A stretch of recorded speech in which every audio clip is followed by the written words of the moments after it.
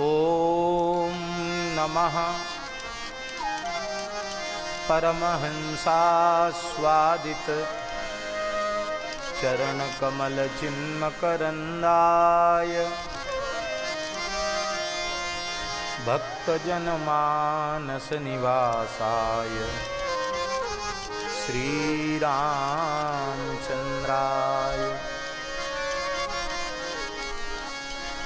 वागीशायस्य वदने लक्ष्मीर्यस्य च वक्षसि यस्यास्ते हृदये संवित्तं नृसिंहमहं भजे। विश्वसर्गविसर्गादि नवलक्षणलक्षितं श्रीकृष्णाख्यं परं धाम जगद्धाम नमः। प्रह्लाद नारद पराशर पुंडरीक व्यासाम्बरीश शुक शौनक भीष्मदाल्भ्यान् रुक्मांगदार्जुन वसिष्ठ विभीषणादीन् पुण्यानिमान् परम भागवतान् नमामि। वाञ्छाकल्पतरुभ्यश्च कृपा सिन्धुभ्य एव च पतितानां पावनेभ्यो वैष्णवेभ्यो नमो नमः। सीतानाथ समारंभां श्रीरामानन्दार्य मध्यमाम् अस्मदाचार्यपर्यन्तां वन्दे गुरुपरम्पराम्। नारायणं नमस्कृत्य नरं चैव नरोत्तमम् देवीं सरस्वतीं व्यासं ततो जयमुदीरयेत्। श्रीराम जय जय राम, श्रीराम जय जय राम, श्रीराम जय जय राम, श्रीराम जय जय राम। सीताराम जय सीताराम, सीताराम जय सीताराम।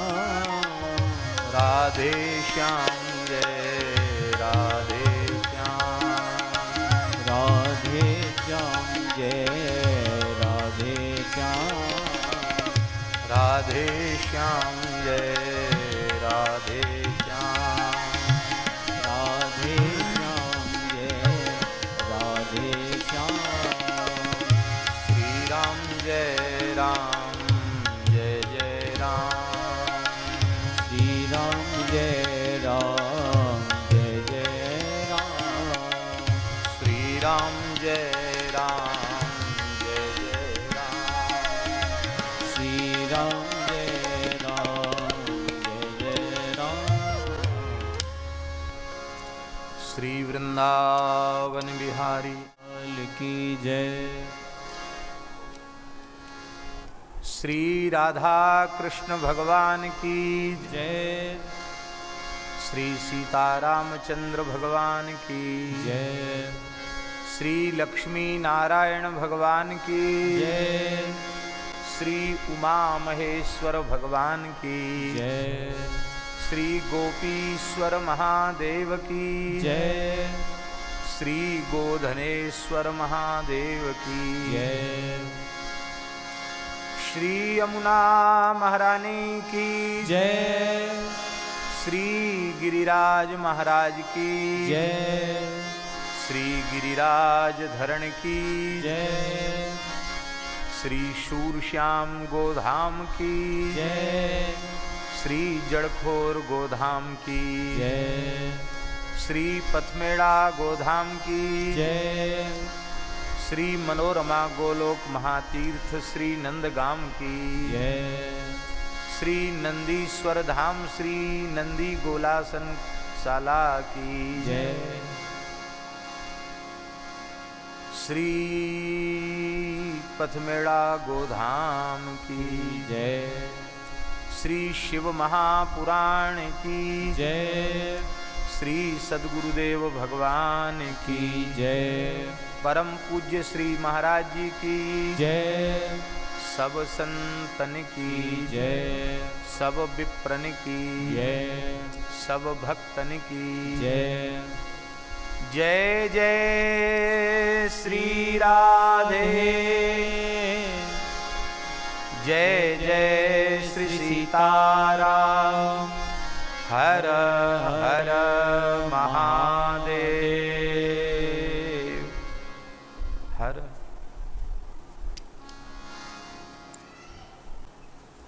हरिशरणम भक्तवांछा कल्पतरु भक्तवत्सल शरणागत वत्सल भगवान उमा महेश्वर की महती कृपा करुणा से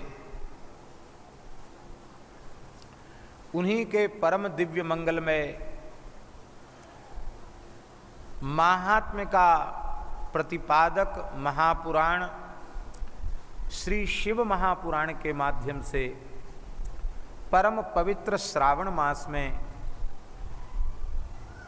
भारतवर्ष के इस महान गोतीर्थ श्री आनंदवन पथमेड़ा गोधाम के इस पवित्र गोष्ठ में इस पवित्र धर्म मंडप में पूज्य श्री महाराज जी के मंगलमय चातुर्मास महोत्सव एवं श्री पथमेड़ा गो सेवा प्रकल्प की स्थापना के 25 वर्ष पूर्ण होने पर रजत जयंती महोत्सव के उपलक्ष्य में हम आप सबको सत्संग लाभ प्राप्त हो रहा है। रुद्र संहिता के अंतर्गत तीसरा पार्वती खंड आरंभ हो रहा है। सावधान होकर के समाहित चित्त से श्रवण करें।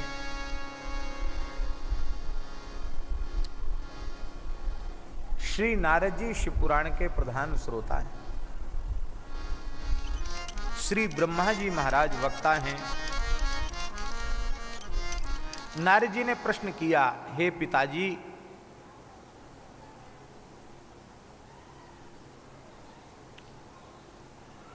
दक्ष के यज्ञ में भगवान शिव के ध्यान एवं स्मरण पूर्वक भगवती पराम्बा सती माता ने अपने देह का विसर्जन किया। फिर वे किस प्रकार हिमालय की पुत्री बनी, कैसे उग्र तपस्या करके भगवान शिव को पति रूप में प्राप्त किया, आप कृपा करके यह चरित्र वर्णन करके सुनावें। ब्रह्मा जी महाराज वर्णन कर रहे हैं कि भगवान शिव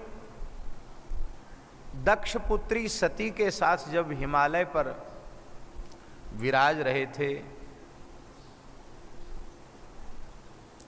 उस समय हिमालय की पत्नी मैना,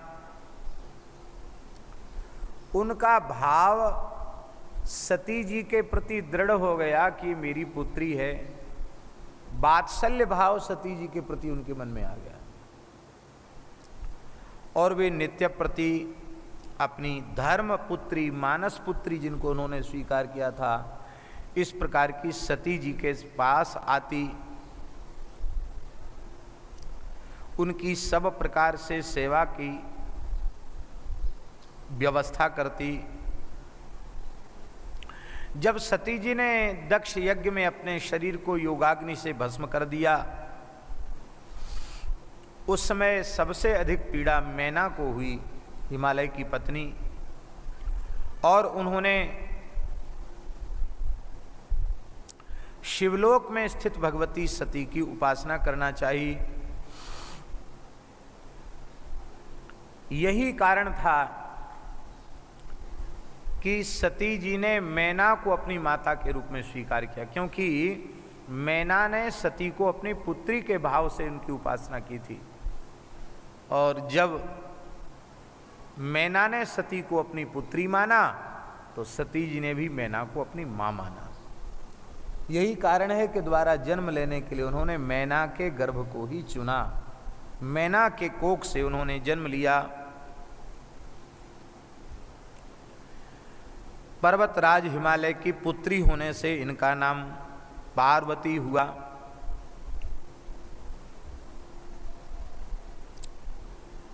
नारद जी ने कहा, महाराज आप इन सब चरित्रों को, चाहे मैना का चरित्र हो, सती का चरित्र हो, पार्वती का चरित्र हो, इनको विस्तार पूर्वक सुनावें।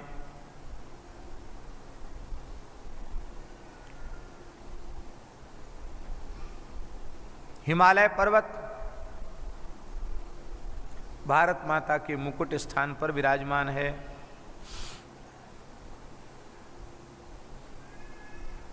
आदि भौतिक स्वरूप इनका पर्वत का है और आदि दैविक स्वरूप अत्यंत सुंदर एक राजा के जैसा है।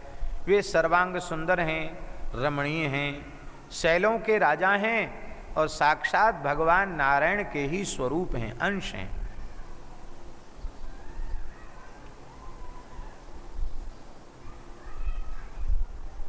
उन पर्वतराज हिमालय ने धर्म की अभिवृद्धि के लिए विवाह करने की इच्छा की।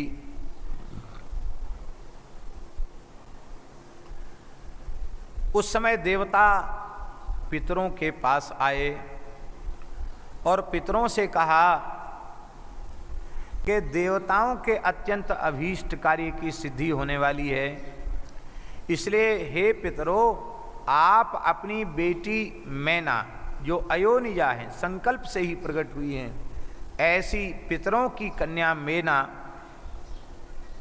उनका विवाह पर्वतराज हिमालय के साथ कर दीजिए।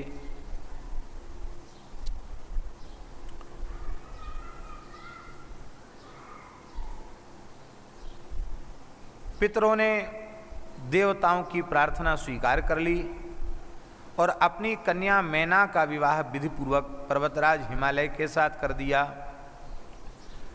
उस हिमालय के विवाह में भी ब्रह्मा जी, शंकर जी, विष्णु भगवान, ये सब उपस्थित हुए, देवराज इंद्र आदि उपस्थित हुए, हिमालय की प्रशंसा करने लगे।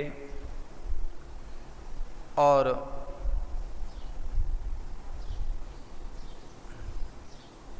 नारद जी ने कहा, महाराज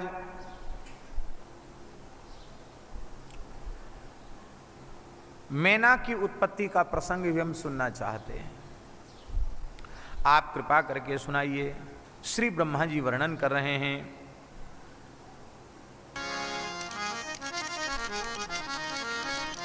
दक्ष के पुत्र, ब्रह्मा जी के पुत्र दक्ष ने अपनी स्वधा नाम वाली कन्या का विवाह पितरों के अधीश्वर अरिमा के साथ किया था। भगवान अरिमा साक्षात भगवान का स्वरूप हैं। स्वधा ने अपने कोख से अरिमा भगवान के द्वारा 3 कन्याओं को जन्म दिया। बहुत ध्यान से सुने, कन्याओं के बड़े पवित्र चरित्र हैं ये।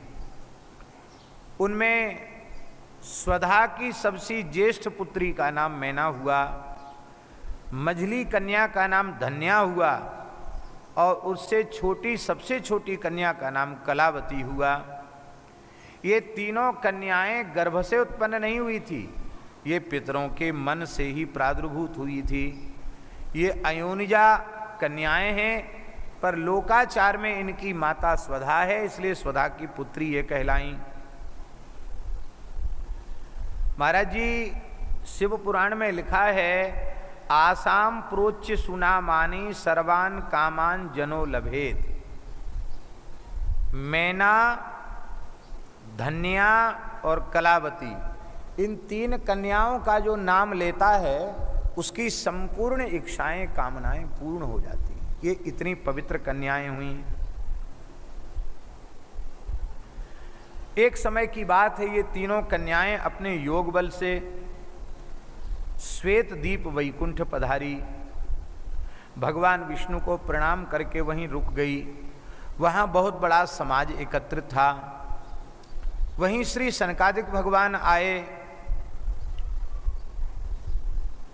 सबने उठ करके सनकादिक भगवान का आदर किया, उनका स्वागत किया। कोई विशिष्ट महापुरुष आवें तो अभ्युत्थान पूर्वक उनका आदर सभा में बैठे हुए लोगों को करना चाहिए, विधि है। सब उठ के खड़े हो गए, लेकिन भगवान की इच्छा ही समझो, कोई प्रवर प्रारब्ध समझो कि ये तीनों कन्याएं मैना, धन्या और कलावती, ये तीनों कन्याएं उठकर खड़ी नहीं हुई। सनत कुमार जी के मन में, सनकादिकों के मन में यह नहीं था कि इन्होंने प्रणाम क्यों नहीं किया, इससे उनको कोई अपमान बोध नहीं था। पर महापुरुष धर्म और सदाचार की मर्यादा को समाज में स्थापित करना चाहते हैं। सनकादिकों में से जो सनत कुमार जी हैं, उन्होंने कहा कि यदि मैं इन कन्याओं को दंड नहीं दूंगा तो धर्म की मर्यादा नष्ट हो जाएगी। फिर लोग कहेंगे कि कोई बात नहीं, कोई आवे तो खड़े हो चाहे मत हो, अपनी इच्छा के ऊपर है। पर ऐसी कोई घटना घट जाएगी तो अपने से पूज्यों के समादर के लिए व्यक्ति सावधान रहेगा।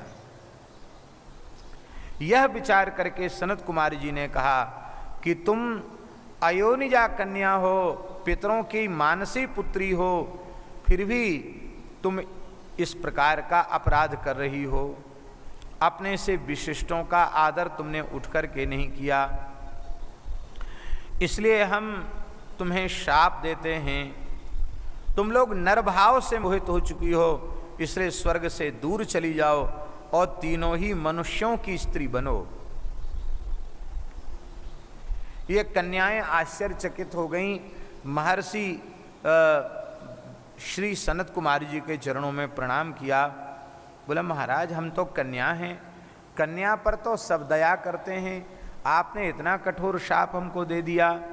हमारा दोष नहीं है उठकर खड़ा न होने में, निश्चित ही कोई संस्कार ही ऐसा था,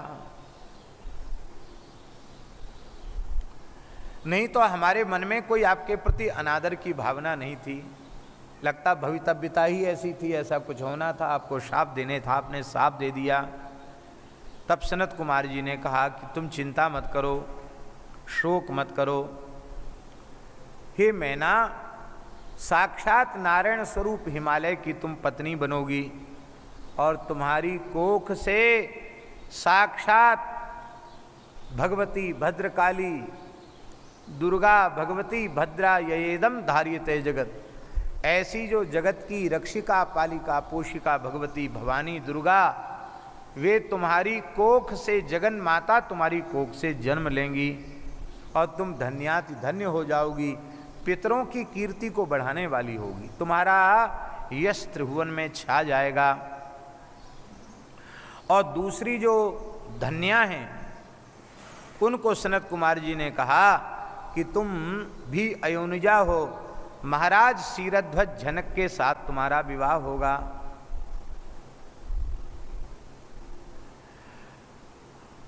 और तुम्हें पुत्री के रूप में साक्षात भगवती पराम्बा जगत जननी श्री भूमिजा उर्विजा मैथिली जानकी तुम्हें पुत्री के रूप में प्राप्त होंगी। साक्षात भगवान श्री राम तुम्हारे जामाता होंगे और कन्यादान करके तुम भी तीनों लोकों में अपनी कीर्ति का विस्तार करोगी। ये धन्या जी को आशीर्वाद दिया।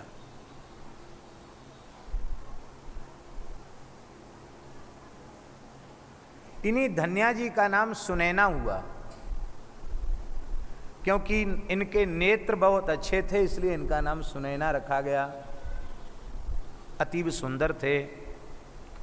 सबसे छोटी कन्या कलावती पितरों की, उनको सनत कुमार जी ने आशीर्वाद दिया कि ब्रजमंडल में भगवान श्री कृष्ण का अवतार होगा और उस समय संपूर्ण ब्रजवासी भगवान के नित्य धाम से ही अवतीर्ण होंगे। उसी में गोपराज श्री वृषभानु महाराज प्रकट होंगे। उन वृषभान महाराज की पुत्री, वृषभान महाराज की पत्नी तुम बनोगी कलावती, तुम्हारा ही नाम कीर्ति होगा। कलावती ही कीर्ति बनी और तुम्हारी कोख से द्वापर के अंत में साक्षात भगवती पराम्बा श्री कृष्ण की प्राणवल्लभा रसेश्वरी रासेश्वरी राधा रानी तुम्हारे यहाँ प्रकट होंगी और तुमको राधा जी की मैया बनने का सौभाग्य प्राप्त होगा। श्री कृष्ण तुम्हारे जामाता होंगे, तुम्हारा यश तीनों लोकों में छा जाएगा। बोलो कीर्ति कुमारी की, श्री मिथिलेश नंदनी की जय।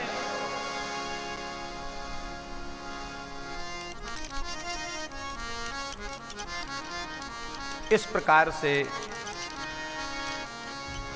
सनत कुमार जी ने कहा कि आप समस्त ब्रजवासियों के साथ भगवान के नित्य गोलोक के अधिकारी होंगे।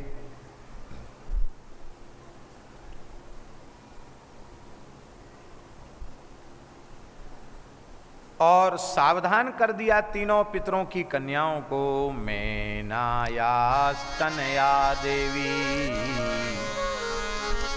पार्वती जगदम्बिका भविष्यति प्रिया शंभोस्तपः कृत्वा सुदुस्सहम् धन्या सुता स्मृता सीता राम पत्नी भविष्यति लौकिकाचारमाश्रित्य रामेण विहरिष्यति कलावती सुता राधा कलावती सुता राधा साक्षात गोलोकवासिनी गुप्त स्नेह निबद्धा सा कृष्ण पत्नी भविष्यति। अब जो लोग आज भी ऐसे मूढ़ लोग हैं जो कहते हैं कि राधा रानी का श्री कृष्ण के साथ विवाह ही नहीं हुआ था, पर ब्रह्मवैवर्त में, अन्य पुराणों में, स्कंद पुराण में, पद्म पुराण में और शिव पुराण में भी स्पष्ट लिखा है कि राधा रानी का विवाह श्री कृष्ण के साथ हो जाएगा। गुप्त स्नेह निबद्धा सा कृष्ण पत्नी भविष्यति।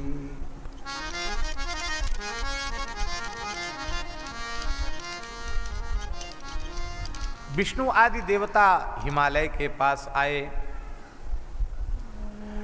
और उन्होंने हिमालय से कहा कि देव कार्य की सिद्धि के लिए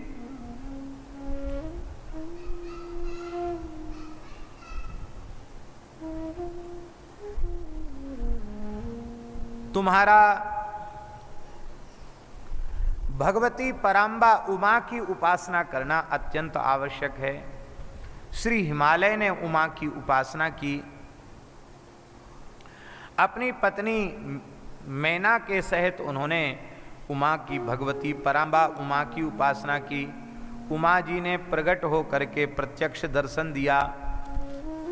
श्री हिमालय ने स्तुति की है और उमा जी ने कहा वरदान मांगो, तो यही वरदान मांगा गया कि हे भगवती पराम्बा उमा, आप हमारे गर्भ से मेरी पुत्री के रूप में जन्म लें। रुद्रेतिवेक्षति विभु समे कर्तु करग्रहं अवतारश्चितौ मेना हिमाचल गृहे सुरा। मैं हिमालय के यहाँ मैना के गर्भ से अवतार ग्रहण करूंगी। ये जो देवताओं को आश्वासन दिया था उसी की पूर्ति हुई। भगवती ने प्रत्यक्ष प्रकट होकर के दर्शन दिया। आविर्बभूव सा देवी संतुष्टा तत्सुभक्तिता, प्रसन्न होकर के दर्शन दिया। भगवती ने कहा कि हे मैना, तुम अपने मन की कोई कामना हो उसको कह दो।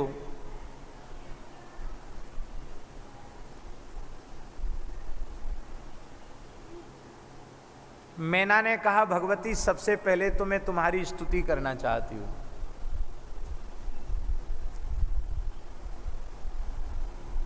भगवती उमा बोली, आपका मन है तो स्तुति करो। बोले, हम स्तुति करना तो चाहती हैं, पर स्तुति करने की सामर्थ्य हमारी नहीं है। इतना सुनते ही श्री उमा भगवती ने मैना को अपनी भुजाओं में भर लिया। जैसे ही हृदय से लगाया, तत्काल मैना के भीतर संपूर्ण सरस्वती जागृत हो गई, वेद जागृत हो गए, और मैना ने बड़ी सुंदर भगवान शिव की स्तुति की है। महामायां जगद्धात्रीं चंडिकां लोकधारिणीं प्रणमामि महादेवीं सर्वकामार्थदायिनीं।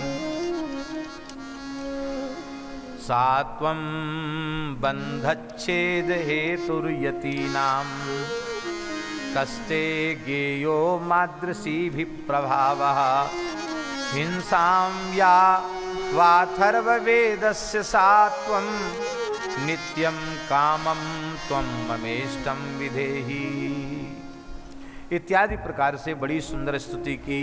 उमा ने कहा, माता मैना, तुम्हारे लिए कुछ भी अदेय नहीं है, क्या चाहिए?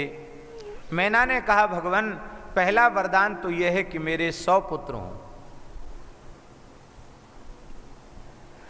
उनमें वो सब के सब बड़े दीर्घायु हों, रिद्धि सिद्धि से युक्त हों, पराक्रमी हों, और 100 पुत्रों के बाद एक पुत्री का जन्म हो जो तीनों लोकों में पूजिता हो, और पतिकुल और मातृकुल पितृकुल दोनों को आनंदित करने वाली हो।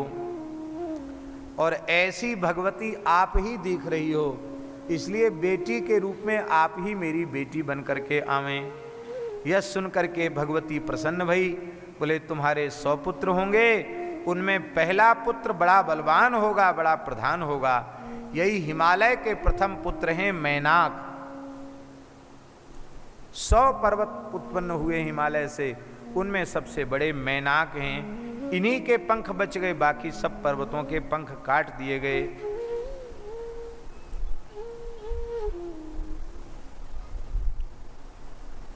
अब तो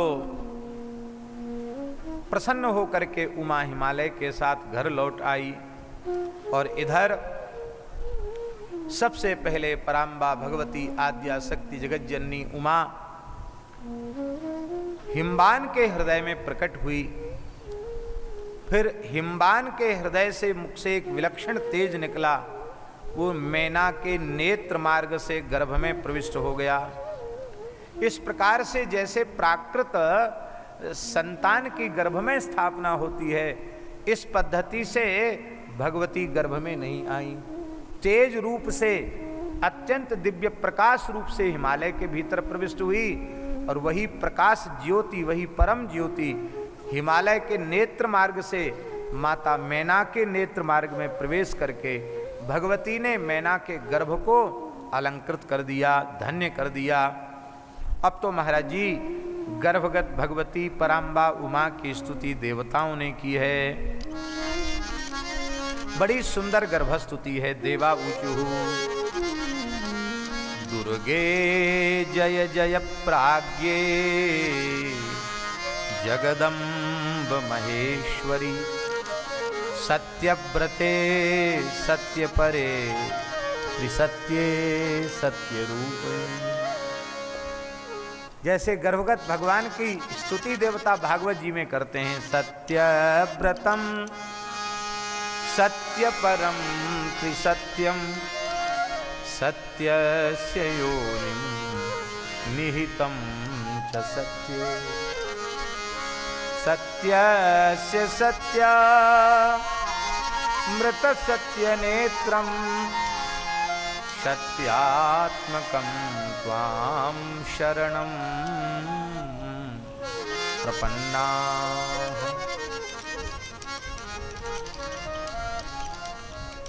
ऐसे ही सत्य स्वरूप में देवता भगवती पार्वती की स्तुति कर रहे हैं। दुर्गे जय जय प्राज्ञे जगदम्ब महेश्वरी सत्यव्रते सत्यपरे त्रिसत्ये सत्यरूपणी सत्यस्थे सत्य सुप्रीते सत्ययोने च सत्यतः सत्यवक्त्रे सत्यनेत्रे प्रपन्ना शरणंचते।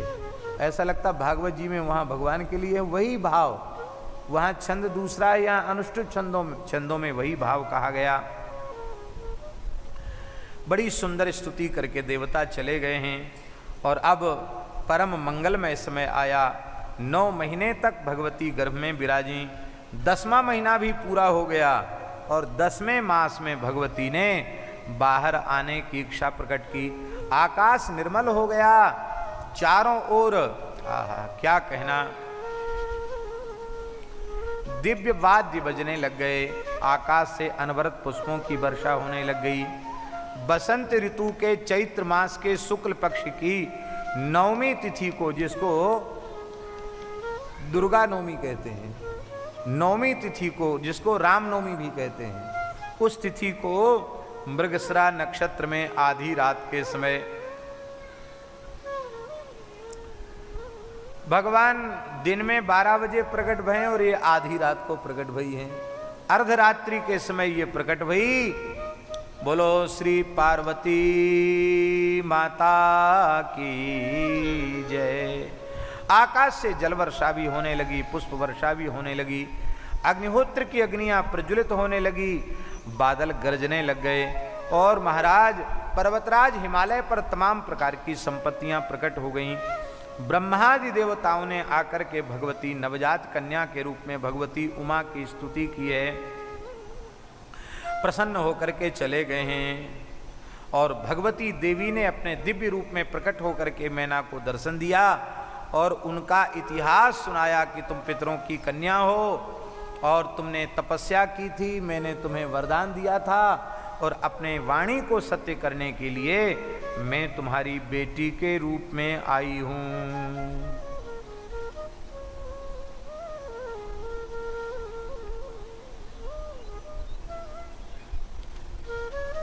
हे माता, मैंने अपने इस दिव्य रूप में तुम्हें दर्शन इसलिए दिया कि कहीं तुम भूल न जाओ कि मैं कौन हूं, तो तुम्हें स्मृति बनी रहे, इसलिए मैंने ऐसा किया है।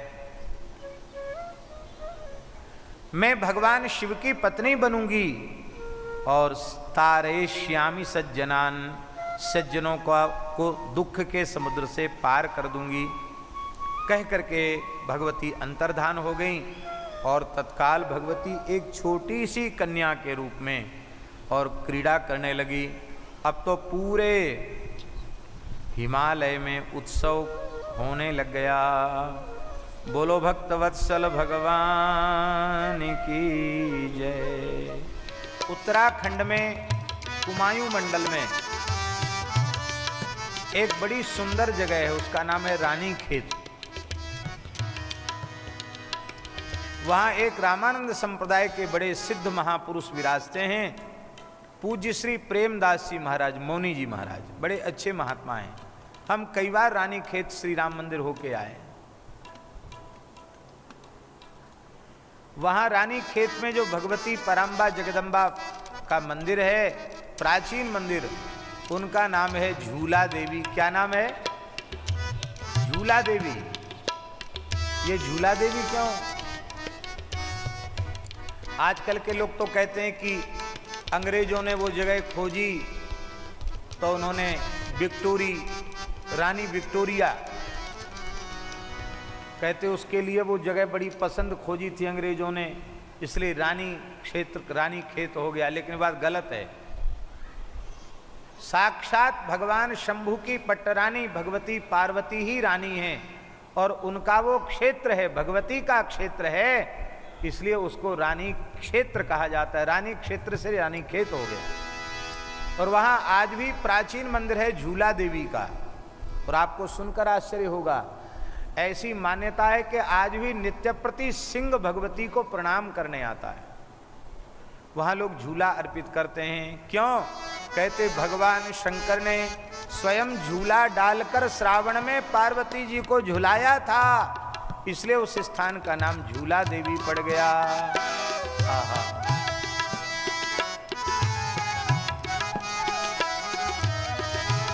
यहाँ तो पार्वती जी छोटी बालिका के रूप में झूल रही हैं, अष्ट सखी जया विजया आदि उनको झुला रही हैं। झूला झूलो शैल कुमारी, झुलावे सब सखियां प्यारी। झूला झूलो शैल कुमारी, झुलावे सब सखियां प्यारी।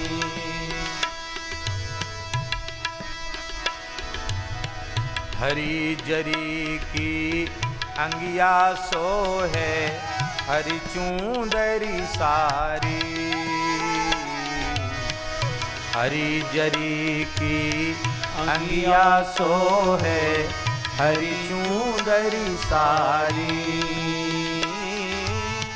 हरे वृक्ष पे लगो हिंडोला, हरी लता फुलवारी। हरे वृक्ष पे लगो हिंडोला, हरी लता फुलवारी। झूला झूलो शैल कुमारी, झुलावे सब सखियां प्यारी। झूला झूलो शैल कुमारी, झुलावे सब सखियां प्यारी।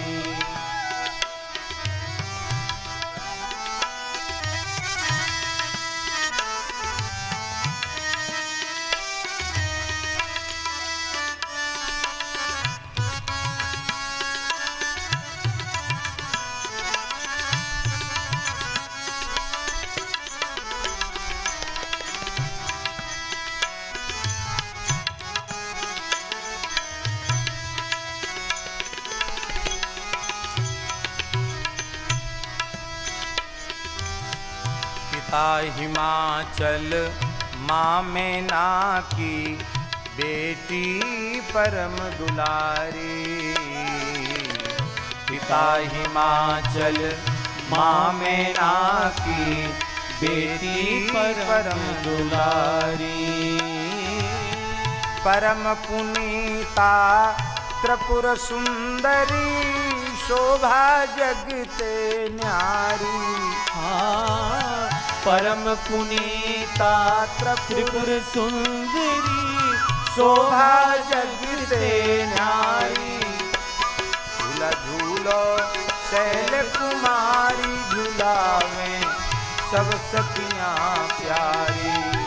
झूला झूलो शैल कुमारी, झुलावे सब सखियां प्यारी।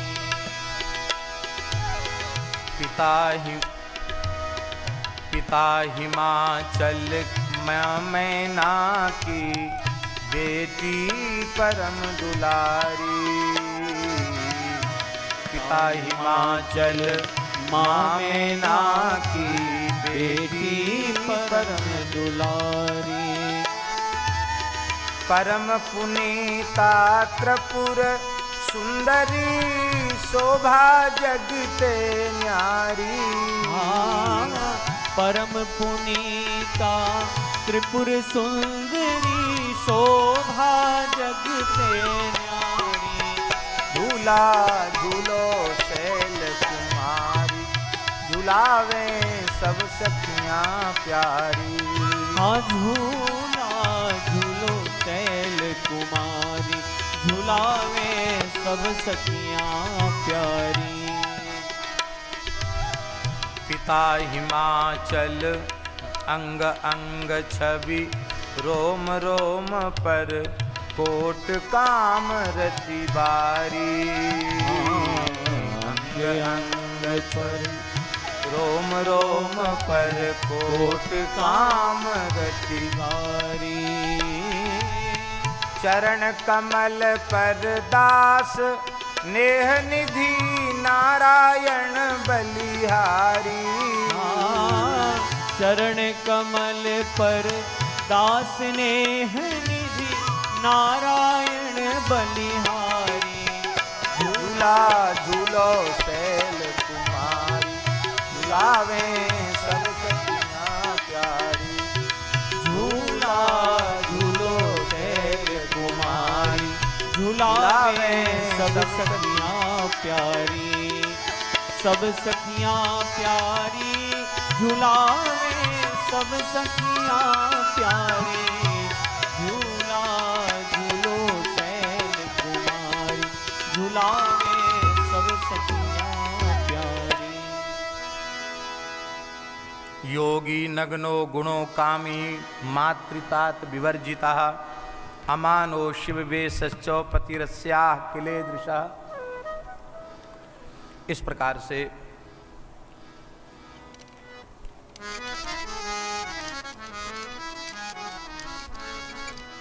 पार्वती जी ने कहा, माताजी आपको दुखी नहीं होना चाहिए, पिताजी आपको दुखी नहीं होना चाहिए। मैं भगवान शिव को प्राप्त करने के लिए अवश्य तपस्या करूंगी, क्योंकि स्वप्न में मैंने एक ब्रह्मचारी को देखा, तपस्वी को देखा, और वो तपस्वी मातः शृणु महाप्राज्ञे जतनेज मुहूर्त के रात्रौ दृष्टो मया स्वप्नस्तम बदामि कृपांकुरु। आज मैंने रात्रि को ब्रह्म वेला में एक स्वप्न देखा है। क्या देखा है? विप्रश्चैव तपस्वी माम सदयः प्रीतिपूर्वकम उपादिदेश सुतपः कर्तुम माता शिव शिवई। एक तपस्वी ब्राह्मण, मेरे तेजस्वी ब्राह्मण स्वप्न में आए और उन्होंने कहा, बेटी पार्वती तुम भगवान शिव को प्राप्त करने के लिए कठोर तपस्या करो। हिमालय ने कहा कि हमने भी ब्रह्मवेला में एक स्वप्न देखा है। नारद जी ने वर के जैसे लक्षण बताए थे, उन्हीं लक्षणों से युक्त एक अवधूत तपस्वी मेरे नगर में आया है, और उसने भी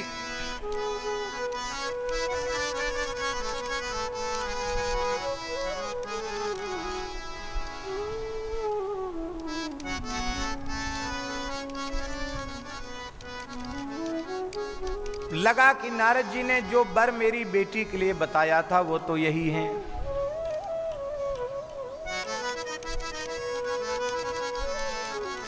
बस मेरे मन में आ गया कि मेरी बेटी का योग्य पति, निश्चित पति तो आ ही गया है। तो मैंने उस अवधूत योगी से कहा कि मैं अपनी पुत्री आपको अर्पित करता हूं, किंतु आप इसकी सेवा को स्वीकार करें। लेकिन उस अवधूत योगी ने स्वीकार नहीं किया। वहाँ सांख्य और वेदांत के अनुसार विवाद छिड़ गया, और इसके बाद मैंने आज्ञा दी बेटी को कि बेटी तुम तो यहीं रहो, मैं जा रहा हूँ। मैं अपनी बेटी को वहीं हिमालय पर्वत पर छोड़ के चला आया, और तब तक मैं देखता हूँ कि मेरी निद्रा खुल गई है। तो लगता है, स्वप्न से ऐसा लगता है कि ये घटना घटने वाली है। पर वात्सल्य अधिक होने के कारण मैना बार बार माँ माने मत जाओ, अरे बेटी माँ मत जाओ, बार बार बोलती थी मत जाओ। इसलिए इनका नाम पड़ गया उमा। बोलो उमा भगवती की जय।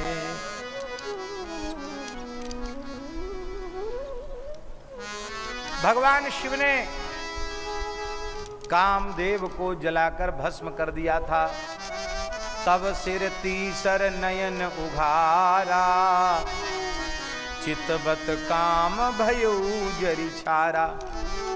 शंकर जी एकदम उदासीन होकर भजन में लगे रहते हैं। एक दिन की बात है, भगवान शंकर कठोर तप में प्रवृत्त थे और उनके ललाट से पसीना आया।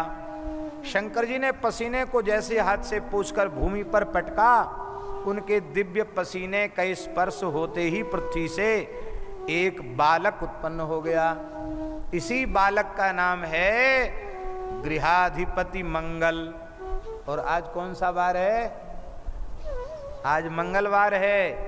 ये ग्रहों में मंगल ग्रह भगवान शिव के पुत्र हैं, भूमि के स्पर्श से प्रकट हुए हैं, इसलिए भूमि पुत्र भी कहे जाते हैं। भगवती प्रकट हो गई, श्री भूदेवी पृथ्वी देवी, और उन्होंने बालक मंगल को गोद में ले लिया। ये लाल रंग के हैं, 4 भुजाएं हैं, बड़े सुंदर हैं, देखने में अलौकिक प्रकाश वाले हैं। भगवान शंकर ने कहा, ये मेरा पुत्र है, तुमने गोद में उठाया है, तुम्हारा स्पर्श करके उत्पन्न हुआ है, इसलिए तुम्हारा भी पुत्र माना जाएगा। इसको दूध पिलाओ। भूदेवी ने उनके स्तनों में दूध उतर आया, मंगल को दूध पिलाया और इन्हीं मंगल ग्रह ने काशी में जाकर तपस्या की और भगवान शिव ने इनको ग्रहाधिपतित्व प्रदान किया। ये बड़े प्रभावशाली ग्रह हैं मंगल। ये मंगल की जन्मस्थली कहाँ है? बहुत ध्यान से सुने। ये तपस्या भगवान शिव महाकाल वन में कर रहे थे।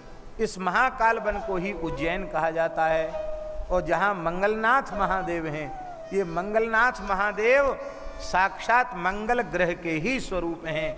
इसलिए मंगलनाथ महादेव का मंगलवार के दिन जो अभिषेक करता है, पूजन करता है, दर्शन करता है, वो कर्ज से मुक्त हो जाता है। ये धन प्रदाता हैं मंगल और ऋण मुक्ति कारक हैं, पुत्रदाता भी हैं। तो किसी पे भारी कर्ज चढ़ गया हो तो मंगलवार के दिन लाल रंग के भारतीय देसी नस्ल के बछड़े का पूजन करना चाहिए और उनको गुड़ खिलाकर उनकी परिक्रमा करना चाहिए और कहना चाहिए, हे वृषभ, आप साक्षात मंगल ग्रह के स्वरूप हैं, आप कृपा करके हमारा कर्ज उतार दीजिए। बहुत जल्दी कर्ज उतर जाता है। और उज्जैन में जाकर मंगलनाथ महादेव का अभिषेक पूजन करना चाहिए, उससे कर्ज उतर जाता है। और मंगल का व्रत भी करने की बड़ी महिमा है। ये शुक्र लोक से भी ऊपर इनकी स्थिति आकाश में है, बड़ी भारी इनकी महिमा है। बोलो भक्तवत्सल भगवान की जय, श्री मंगलनाथ महादेव की जय, श्री भूमिपुत्र मंगल की जय। ये बड़े प्रभावशाली हैं। समाज में कोई व्यक्ति, बहुत बड़े व्यक्तित्व का जो व्यक्ति होता है, एक तो सामान्य होते हैं, अपना खाए पिए सोए मस्त रहे, उन्हें कोई ज़्यादा मतलब नहीं। और एक ऐसे होते हैं कि जो दुनिया में, संसार में प्रसिद्ध व्यक्तित्व होते हैं। संसार के जितने प्रसिद्ध व्यक्तित्व हैं, उनके निर्माण में मंगल ग्रह की भूमिका बड़ी महत्वपूर्ण है। मंगल यदि प्रभावशाली जन्मांग में न हो तो व्यक्ति प्रभावशाली नहीं होता। भूमिदाता भी है मंगल, भूमिपुत्र है ना, इसलिए भूमिदाता। ये प्रसन्न हो जाएं तो खेती मिल जाए। जमीन जायदाद का विवाद पड़ रहा हो तो भी मंगल ग्रह की पूजा करने से वो दूर हो जाती है, भूमि प्राप्त हो जाती है। ऐसे मंगल ग्रह हैं। ये अच्छी स्थिति में जन्मांग में हो, जातक की कुंडली में हो तो राजा बना देते हैं, राजा के समान प्रभावशाली बना देते हैं। किसी राजनेता के उसमें होगा तो वो महाराज बहुत ऊंचे तक जाएगा। राजा हो, राजकुमार होगा तो बहुत प्रतापी राजा होगा। और किसी आध्यात्मिक पुरुष के जीवन में हो तो आध्यात्मिक जगत में वो सम्राट के जैसा हो जाता है। ऐसी इसकी महिमा। ये यद्यपि क्रूर ग्रह हैं, लेकिन मंगल और शनि ये 2 ग्रह बड़े प्रभावशाली ग्रह हैं। तो इस प्रकार से मंगल ग्रह की उत्पत्ति भी वर्णन की गई। बोलो भक्तवत्सल भगवान की जय।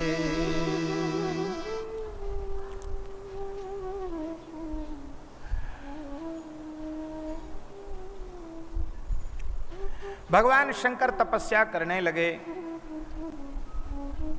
हिमालय ने देखा कि हमारे पर्वत पर भगवान शिव तपस्या करने पधारे हैं। हिमालय ने आकर साष्टांग प्रणाम किया। देव देव महादेव कपर्दिन शंकर प्रभो त्वयैव लोकनाथेन पालितं भुवनत्रयम्। नमस्ते देवदेवेश योगरूपधराय च निर्गुणाय नमस्तुभ्यं सगुणाय विहारिणे। इत्यादि प्रकार से हिमालय ने स्तुति की और कहा कि भगवान, आपने बड़ी कृपा की, अपनी उपस्थिति से मेरे शिखर को कृतार्थ किया है। मैं आपकी क्या सेवा करूं? शंकर जी ने कहा एक ही सेवा है कि मैं यहाँ तपस्या करने बैठा हूं, यहाँ कोई आए जाए नहीं। भजनानंदी तपस्वी के पास जितनी भीड़ बढ़ेगी उतना भजन में विक्षेप होगा, यहाँ कोई आए जाए नहीं। हिमालय ने कहा महाराज मैं तो आ सकता हूँ दर्शन के लिए कि नहीं? बोले हाँ तुम आ सकते बिना भीड़ भाड़ के, नहीं कि मंत्री लाओ संतरी लाओ और अमुक तमुक को ले आओ, अकेले आ सकते हो। भीड़ भाड़ लेके मेरे पास ना आओ, कभी कभी आ सकते हो।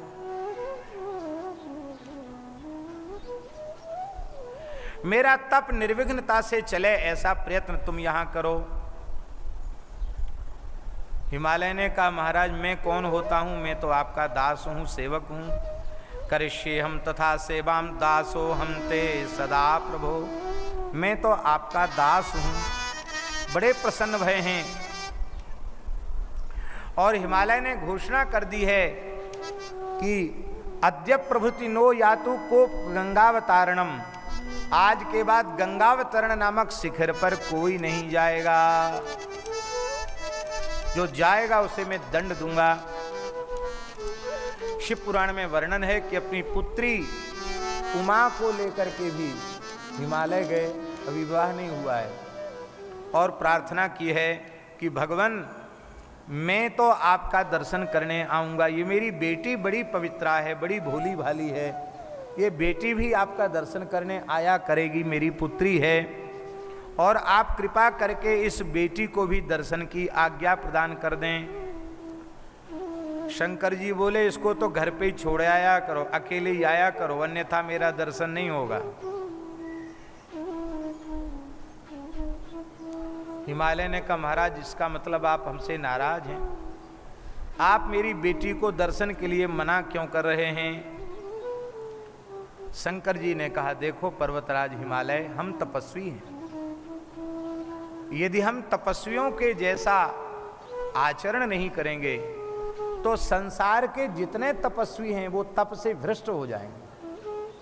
क्योंकि यद्यदाचरित श्रेष्ठ तत्तदेवेतरो जना, श्रेष्ठ पुरुष जैसा आचरण करते हैं उनकी देखा देखी छोटे लोग भी वैसा ही आचरण करते हैं। सयत प्रमाणम कुरुते लोकस्तदनुवर्तते। तो मैं तपस्वी होकर स्त्रियों को अपने निकट, नारी जाति को अपने निकट सेवा में बुलाऊंगा तो संसार के लोग कहेंगे कि तपस्या में माताओं का कोई निषेध नहीं है, कोई तपस्या करे योगाभ्यास करे तो माताएं सेवा में रह सकती हैं। महाराज सब नष्ट हो जाएगा, चौपट हो जाएगा। शंकर भगवान ने कहा इयम कुमारी शुश्रोणी तन्वी चंद्रानना शुभा नाने तब्या मत समीपे बारयामी पुनः पुनः। मेरे पास मत लाना, मैं बार बार तुमको मना कर रहा हूं। क्यों? क्योंकि देखो बहुत ध्यान से सुने, भगवान शिव के चित्त पर कोई प्रभाव नहीं, शंकर जी के, वो तो नित्य उनकी प्राणवल्लभा है, वो सेवा में आवे भी तो शंकर जी को भला क्या घाटा है, वो तो साक्षात परमात्मा हैं। लेकिन हमारे जैसे जो भेषधारी हैं उनको भगवान शिव अपने मंगलमय चरित्र से शिक्षा प्रदान कर रहे हैं। बहुत प्यारे श्लोक हैं। ये उपदेश भगवान शिव ने विरक्तों के लिए दिया है, तपस्वियों के लिए दिया है। माया रूपा स्मृता नारी विद्वद्भिर्वेद पारगैः युवती तु विशेषेण विघ्न कर्त्री तपस्विनाम।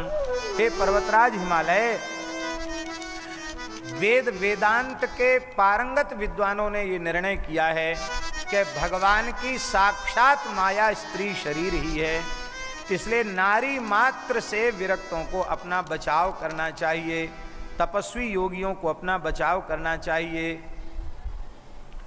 ऐसा नहीं है कि ये केवल पुरुष वर्ग के लिए कहा जा रहा है।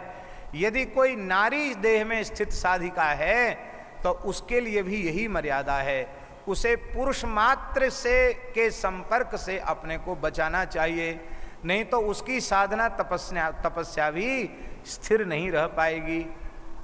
कहीं भी हमारे संतों ने शास्त्रों में, संत वाणियों में नारी की निंदा नहीं की है। नारी तो साक्षात भगवती जगदम्बा का स्वरूप है, उसके चरणों में भगवती स्वरूप की भावना करते हुए हम प्रणाम करते हैं। वो निंदा नहीं है। जहाँ कहीं इस प्रकार के वचन आए हैं वो केवल योगी तपस्वियों को सावधान करने के लिए आए हैं, क्योंकि चित्त पर विषय के संस्कार, वासना के संस्कार अनंत जन्मों के पड़े रहते हैं और स्त्री और पुरुष देह की निकटता बढ़ते ही वे प्रसुप्त वासना के संस्कार जग जाते हैं और संस्कार जगते ही फिर योगी का पतन हो जाता है। इसलिए भगवान शिव यह उपदेश दे रहे हैं। अयोध्या में एक विरक्त संत हुए, श्री पलटूदास जी महाराज। पलटूदास जी का अखाड़ा है, बड़े सिद्ध पुरुष हुए। उनकी भी वाणी है, संत पलटूदास जी की वाणी। साक्षात ठाकुर जी ने इनको प्रकट होकर दर्शन दिया था। वो पलटूदास जी कहते हैं, क्या बुढ़िया क्या गुड़िया, संतो सभी जहर की पुड़िया। क्या बुढ़िया क्या गुड़िया, संतो सभी जहर की पुड़िया।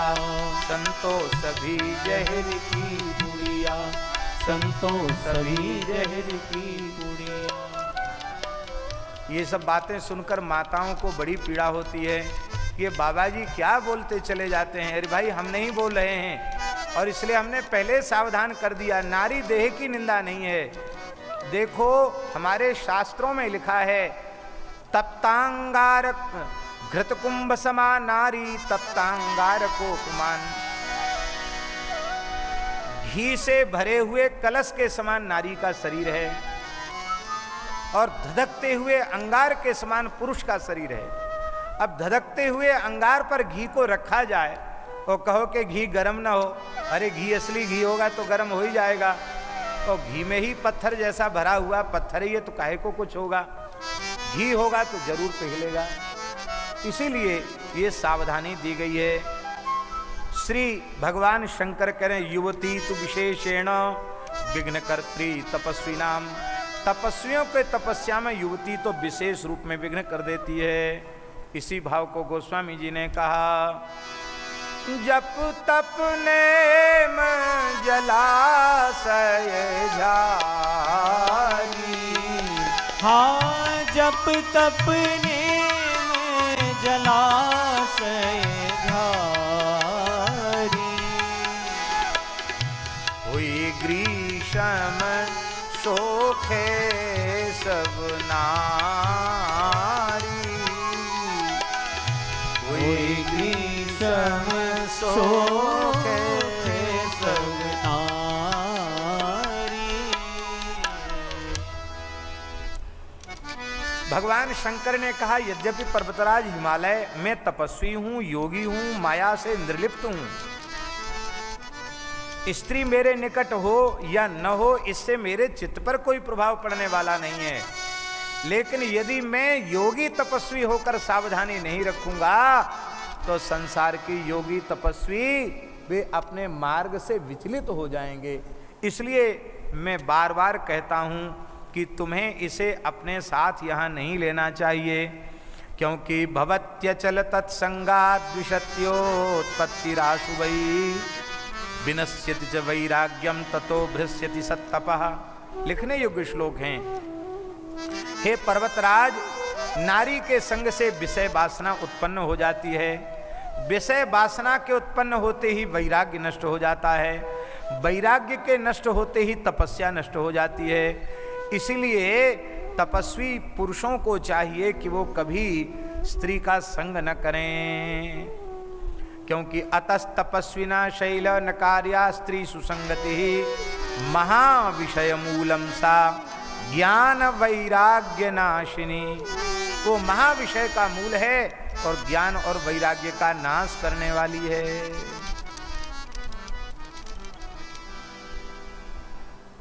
अब सुन लीजिए ध्यान से।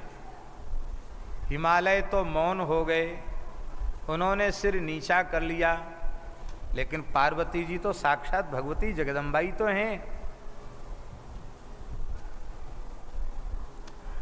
वेद माता सनातनी ही तो हैं।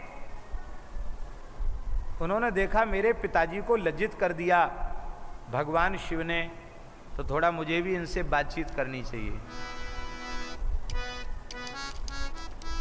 बालिका पार्वती ने कहा, बालिका पार्वती ने कहा कि किमुक्तम गिरिराजाय त्वया योगिस्तपस्विना तदुत्तरम शृणु विभो मत्तो ज्ञान विशारद।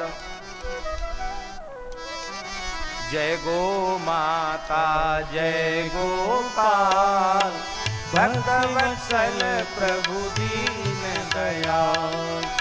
जय गो माता जय गोपाल भक्तवत्सल प्रभु दीन दयाल। जय गो माता जय गोपाल। जय गो माता जय गोपाल भक्तवत्सल प्रभु दीन दयाल। भक्तवत्सल प्रभु दीन दयाल। जय गो माता जय गोपाल भक्तवत्सल प्रभु दीन दयाल। जय गो माता जय गोपाल भक्तवत्सल प्रभु दीन दयाल। जय गो माता जय गोपाल। जय गो माता जय गोपाल भक्तवत्सल प्रभु दीन दयाल। भक्तवत्सल प्रभु दीन दयाल। प्रिय गो माता प्रिय गोपाल भक्तवत्सल प्रभु दीन दयाल। जय गो माता जय गोपाल भक्तवत्सल प्रभु दीन दयाल। बड़ा सुंदर प्रकरण चल रहा है। हिमालय के शिखर पर भगवान शिव तपस्या करने के लिए विराजमान हैं। पर्वतराज हिमालय उपस्थित हुए हैं सेवा में। ये चरित्र हम कह चुके हैं, यही चरित्र चल रहा है। भगवान शंकर ने कहा, पर्वतराज तुम तपस्वियों के आश्रय स्थल हो, मैं भी तुम्हारा आश्रय लेकर कुछ भजन तपस्या करना चाहता हूँ, मुझे अनुमति दें। हिमालय ने कहा, महाराज मैं दास हूँ, आप स्वामी हैं, आपने अपनी चरण रस से मुझे पवित्र कर दिया, मुझे मेरे लायक सेवा बतावें। बोले सेवा यही है कि मैं यहाँ तपस्या कर रहा हूँ, कोई यहाँ आवे नहीं। गणों को भी थोड़ा नीचे कर दिया भगवान शंकर ने, पर्वत के इधर इधर रहो, मेरी नज़र में मेरे सामने कोई उपस्थित नहीं होना चाहिए। हिमालय ने कहा, महाराज मैं दर्शन करने तो आ सकता हूँ कभी कभी। बोले हाँ तुम आ सकते हो, भीड़ भाड़ मत लाना यहाँ।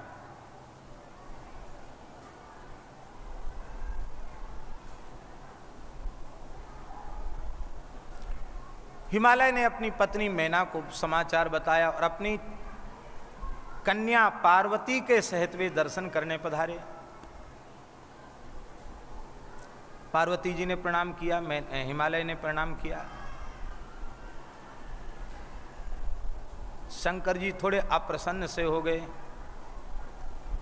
बोले तुमको अकेले आने को कहा था, इसको क्यों लाए? बोले महाराज मेरी बेटी है, बड़ी भोली भाली है, बड़ी सहज सरल स्वभाव की है, बड़ी तपस्विनी है, ये भी दर्शन करना चाहती थी, इसको ले आया साथ में। आपकी अनुमति हो तो ये मेरे साथ आ जाया करेगी, कुछ यहाँ सेवा भी कर दिया करेगी। शंकर जी ने कहा, पर्वतराज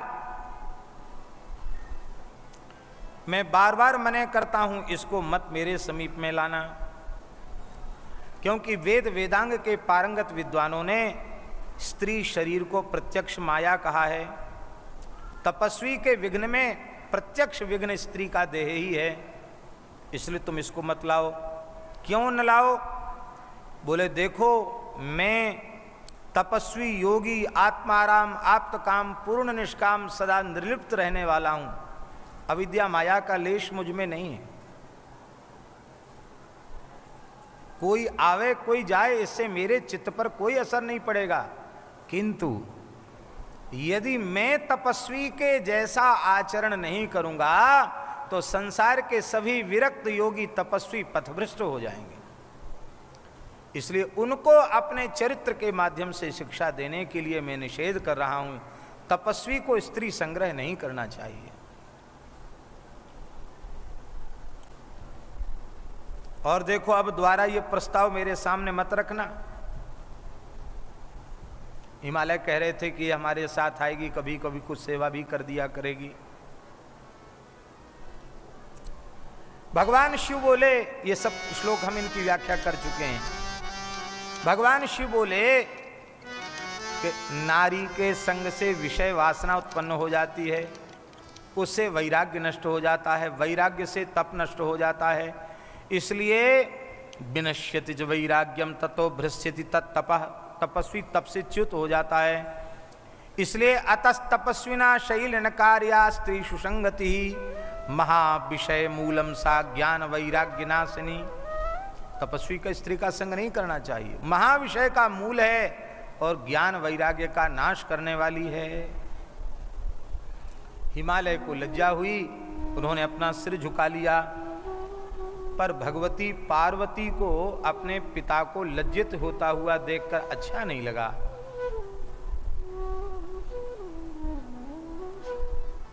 भवान्युवाच, आज पहली बार बातचीत कर रही हैं भगवती भगवान शिव से।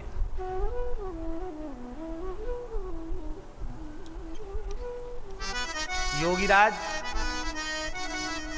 बहुत ध्यान से सुने। योगीराज, आपने मेरे पूज्य पिताजी को क्या कह दिया? उनका मस्तक लज्जा से झुक गया है। मेरे पिताजी बड़े शीलवान हैं, आपसे कुछ नहीं बोले, लेकिन आप अनुमति दें तो मैं कुछ बोलूं? शंकर जी मुस्कुराए, मानो अनुमति दे दी। कहां कहो, तुम्हारे मन में कोई बात है कहो। अभी छोटी सी बालिका है पार्वती जी।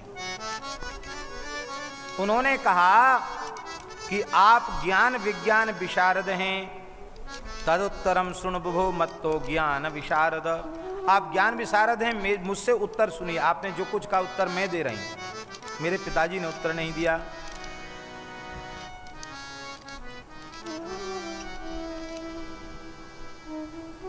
हे भगवान, आप तप की शक्ति से युक्त होकर के हिमालय पर्वत पर विराजमान होकर कठोर तप कर रहे हैं। तो सबसे पहले तो आप यह बताइए कि तप की शक्ति क्या है? भाई, बिना शक्ति को कोई तप कैसे करेगा? भूखा प्यासा रहना, हवा पीना छोड़ना, पानी पीना छोड़ देना, पत्ता चबा, ये तो सब शक्ति का काम है ना। जिन बेचारों की शक्ति नहीं होती उनको तो एकादशी व्रत करना भारी पड़ जाता है। तो इतनी कठोर तपस्या आप किस शक्ति का आश्रय लेकर कर रहे हैं? दूसरी बात यह बताइए कि तपस्या करने की आपको जो बुद्धि प्राप्त हुई है वो कहां से प्राप्त हुई है?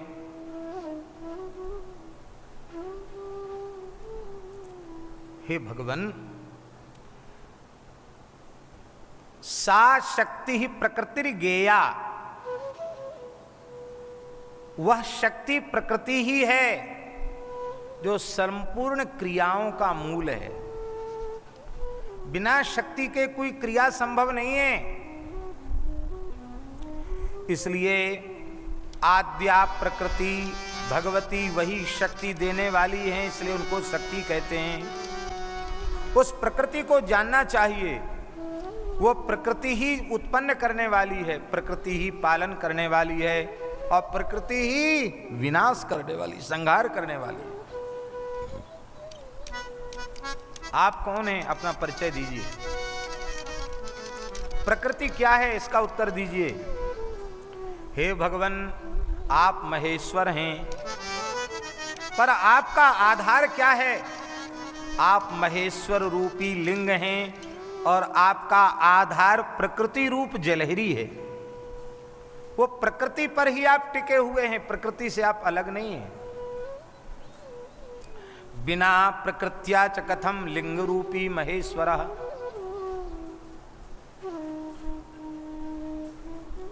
हे भगवान,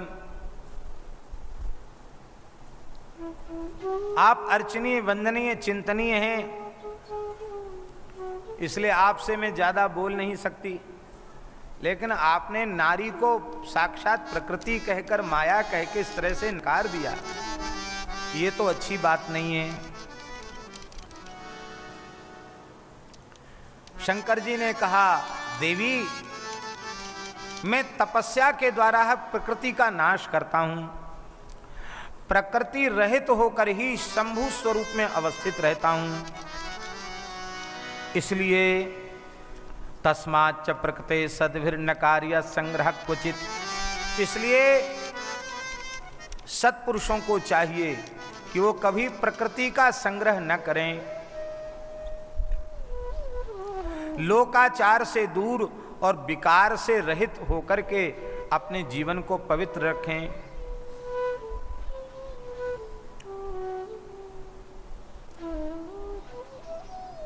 भगवती उमा बोली, भगवान क्षमा करें, आप जो हमको उत्तर दे रहे हैं ना, ये भी प्रकृति है, वाणी प्रकृति है।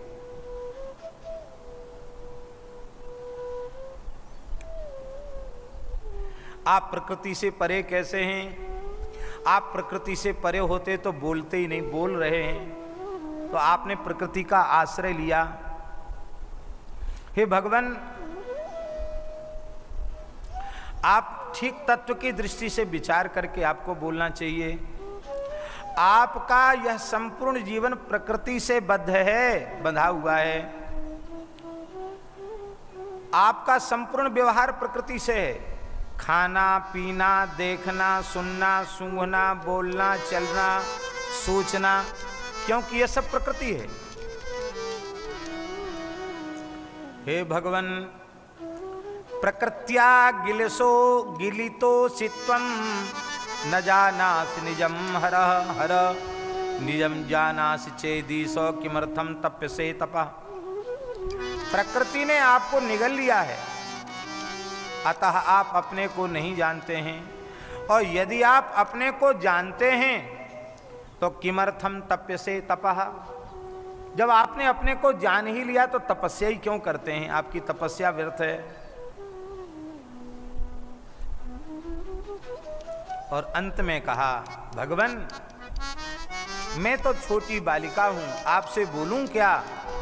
लेकिन किम बहुक्तेन योगी सौ सुनु मद्वचनम परम सचाहम पुरुषोसित्वम सत्यम सत्यम न संशया। हे भोले बाबा, इसमें संदेह नहीं है, आप परब्रह्म परमात्मा पुरुष हैं और मैं आपकी मूल प्रकृति हूं। आपको इस तरह से मेरे सामने निंदा नहीं करनी चाहिए। हे भगवान, यदि मेरा संयोग न हो तो आप कुछ नहीं कर सकते, मेरे सहयोग से ही आप करते हैं। लीला तो मैं करती हूं, नाम आपका होता है। आप तो परमात्मा हैं, आप तो निष्क्रिय हैं, करने कराने वाली तो मैं ही हूं।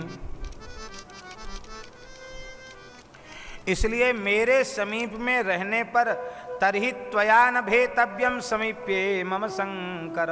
हाँ, ये बात जरूर है, आपने जो बात कही है वो सामान्य तपस्वियों के लिए कही है, पर आप उस बात को अपने ऊपर ले जा रहे हैं, ये ठीक नहीं है।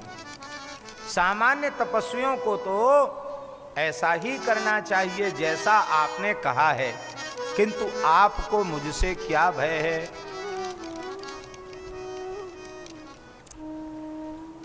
पहला शास्त्रार्थ हुआ महाराज जी, और पहले शास्त्रार्थ में ही शंकर जी मौन हो गए, वो उत्तर नहीं दे पाए।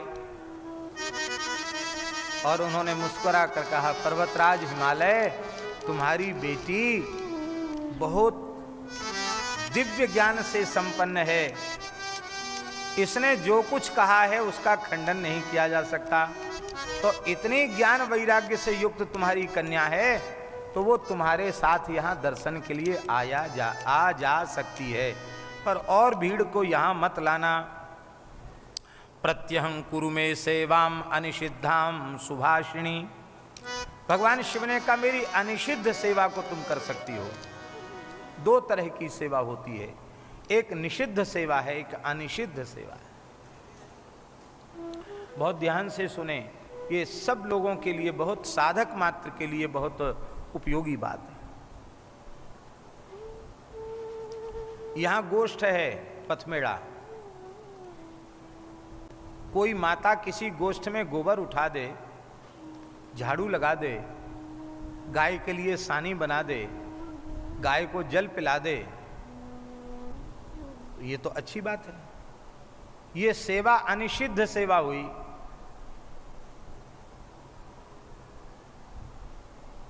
अब कोई देवी कहे कि नहीं नहीं, हम तो महाराज जिस कुटिया में रहते वहीं हम भी रहेंगी और हमें गऊ की सेवा नहीं करनी, हम तो महाराज की ही सेवा करेंगी, ये हुई निषिद्ध सेवा। बहुत ऊंची बात। विरक्त को, तपस्वी को, योगी को सेवा लेनी चाहिए, पर अनिषिद्ध सेवा लेनी चाहिए, निषिद्ध सेवा नहीं लेनी चाहिए। महाराज जी हम आपको क्या कहें, समर्थ से समर्थ जीवन मुक्त महापुरुषों ने भी हमारे जैसे कलिमल ग्रसित जीवों को शिक्षा देने के लिए अपने संपूर्ण जीवन पर्यंत मर्यादा का बड़ी कठोरता से पालन किया है। गीता वाटिका गोरखपुर के पूज्य श्री राधा बाबा महाराज अद्भुत महापुरुष थे। इस कराल कलिकाल में रसोपासना की जिन निगूढ़तम सूक्ष्मतम अनुभूतियों को उन्होंने प्राप्त किया है और उन अनुभूतियों से क्रमशः ऊपर उठते उठते उठते उठते उस परात्पर कक्षा को उन्होंने प्राप्त किया है, वे महापुरुष श्री राधा बाबा, उनके बारे में जितना कहा जाए उतना थोड़ा है। बहुत उच्च कोटि के महात्मा थे, पूर्ण समर्थ महापुरुष थे।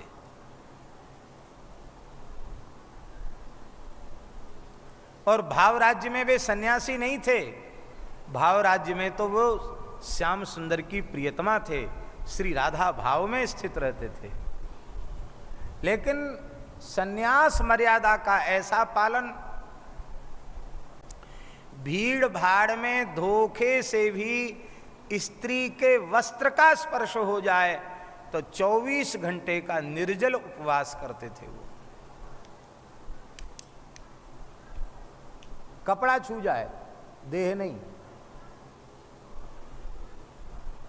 और जीवन की अंतिम श्वास तक धन का स्पर्श नहीं किया, स्त्री देह का स्पर्श नहीं किया।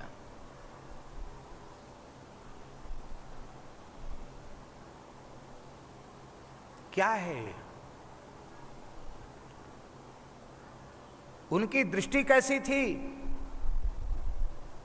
उन्होंने अपनी भावना से गिरिराज जी को स्थापित किया था, आज भी स्थापित हैं। वो परिक्रमा कर रहे थे, एक भयंकर काला नाग वो पूरी परिक्रमा के सहारे यहां से लेके वहां तक पड़ा था। बाबा परिक्रमा कर रहे थे। बाबा ने कहा, जय जय प्रभु, सेवक को मार्ग दीजिए, मैं परिक्रमा कर रहा हूं। वो कहां से सुने? बाबा वृद्ध थे, लकुट हाथ में लिए रहते थे, जैसे महाराज जी गोरक्षक लेते हैं। उन्होंने लकुट से धीरे से उसको स्पर्श किया। जय हो नारायण, प्रभु मार्ग दीजिए, मैं आपको लांग कर नहीं जा सकता। जैसे थोड़ा छुआ, फों फों करके पूंछ के बल पे खड़ा हो गया। सांप तो सांप, और बाबा खड़े, न घबराए न चिल्लाए, कुछ नहीं, हाथ जोड़कर बोलते हैं, प्रभु फों कीजिए चाहे फां कीजिए, मैं आपको पहचानता हूँ, आप मेरे नंद नंदन हैं, आप मेरे श्याम सुंदर हैं, आपकी फों फां से मैं घबराने वाला नहीं हूँ। बस मैं तो एक ही बात कहता हूँ, आप अपना काम कीजिए, मुझे मार्ग दीजिए। बिल्कुल ऐसे जैसे हम ये बैठे हैं और इतनी दूर पे सर्प है। बस लोगों ने जाकर श्री हनुमान प्रसाद पोद्दार जी से कहा, भाई जी से कहा, कि भाई जी बाबा सांप फों फों कर रहा बाबा को, बाबा खड़े हैं वहाँ से हटते नहीं हैं, लोगों ने दूर से देखा था। श्री हनुमान प्रसाद पोद्दार जी दौड़े हुए अपनी कक्ष से आए, तो बाबा जब अपना साधन करते तो कोई निकट नहीं जाता था, पर भाई जी तो जा सकते थे। भाई जी पहुंच गए, तो भाई जी ने देखा कि बाबा को होश नहीं है, कौन है, कौन देख रहा है, क्या हो। वो तो हाथ जोड़कर ये, जय हो नंदनंदन, मैं तो आपको पहचानता हूं, पर यहाँ कुछ अंधे नंदनंदन भी हैं जो आपके ऊपर लाठी डंडा का प्रहार करके आपको हानि पहुंचा सकते हैं, इसलिए प्रभु आप पधारिए। ये सुनते ही भाई जी मुस्कुराकर वहां से जाने लगे। लोगों ने कहा अरे आपने बाबा को सावधान नहीं किया। अरे बोले बाबा सर्प के साथ उनका कलह हो रहा हो तो मैं सावधान करूं, वो तो नंदनंदन के साथ खेल रहे हैं, मैं लीला में विक्षेपक क्यों बनूं, और आप लोग भी अपने काम में लग जाइए। थोड़ी देर में सर्प चला गया, बाबा परिक्रमा करने लगे। यह घटना हम इसलिए सुना रहे हैं, विषधर नाग को भी देखकर जो कृष्ण का दर्शन करते हैं, ऐसे महात्मा की दृष्टि में स्त्री पुरुष का क्या भेद। पर हमारे जैसे खाली भेष बनाकर घूमने वालों को ऐसे महापुरुष सावधान करते हैं कि यदि तुमने विरक्त का साधु सन्यासी का बाना धारण किया है तो अपने आप को धन और स्त्री के स्पर्श से, आकर्षण से बचाकर रखो। ये उपदेश भगवान शिव का है।